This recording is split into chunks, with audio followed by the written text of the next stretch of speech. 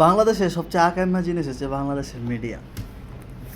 কিরকম আকাম্য জিনিস কই, এই যে ঈদ গেল, ঈদের কয়দিন আগে থেকে শুরু হয়েছে মিস্টার ডোনাল্ড ট্রাম্প প্যারেলিয়া, মানে এই যে একটা গরু গরু গরু ডোনাল্ড ট্রাম্প, অথচ দেশের রাস্তায় দুর্ঘটনা হইতেছে, কোনো নিউজ নাই।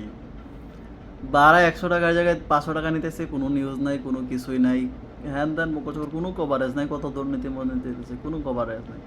আর এদিকে একটা ডোনাল্ড ট্রাম্পের লইয়া আমি দৈনিক মানে কিছু বা প্রথম সারির কিছু নিউজ চ্যানেল দেখলাম, তারা ঘন্টায় ঘন্টায় আহ, একটা করে পোস্ট দিতেছে অথবা একটা করে ভিডিও দিতেছে। ডোনাল্ড ট্রাম্প এখন ঘাস খাচ্ছেন, ডোনাল্ড ট্রাম্প এখন চিড়িয়াখানায়, ডোনাল্ড ট্রাম্পের মাথায় কাক বসে আছে।